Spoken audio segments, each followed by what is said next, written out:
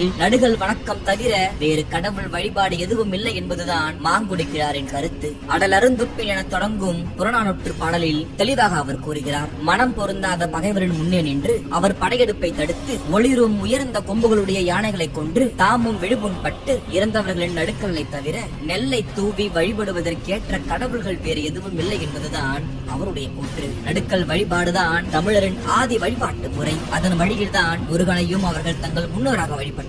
அவனே குறிஞ்சி நிலத்திற்கு தலைவனாகவும் பிறகு தெய்வமாகவும் ஆனார்.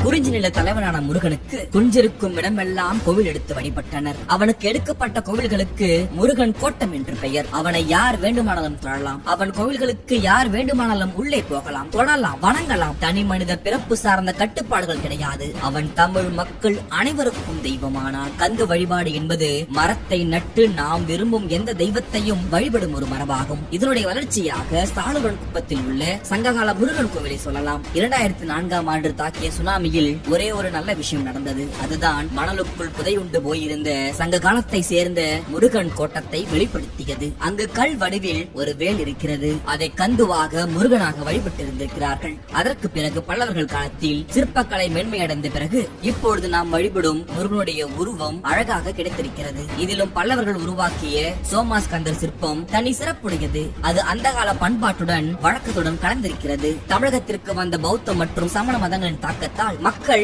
இல்லறத்தை விட்டு துறவரம் அதிகம் மேற்கொண்டார்கள். அவர்களை மீண்டும் இல்லறத்திற்கு இழுக்கும் வண்ணம் உருவாக்கப்பட்டதுதான் இந்த சோமாஸ்கந்தர் திருவுருவம். அப்படிதான் இருந்திருக்க வேண்டும். ஏனென்றால் சோமாஸ்கந்தர் என்பது சிவன் மற்றும் பார்வதிக்கு நடுவில் சிறுவனாக முருகன் அமைந்திருக்கும் ஒரு திருவுருவம். அந்த திருவடிவம் மூலம் பல்லவர்கள் மக்களுக்கு சொன்ன செய்தி ஒன்றே ஒன்றுதான்: கடவுளே குழந்தை குட்டிகளுடன் மகிழ்ச்சியாக இருக்கிறார்கள். நீங்கள் எதற்காக துறவரம் மேற்கொண்டு வாழ்க்கையை இழக்கிறீர்கள் என்பதுதான். ஆக இவ்வாறுதான் சிவன் பார்வதி முருகன் பிள்ளையாக உருவாக்கப்பட்டிருக்கும் என்கின்ற ஒரு கூற்றும் இருக்கிறது. முருக வழிபாட்டின் ஆதி தோற்றத்தை யாராலும் வரையறுத்து கூற முடியாது.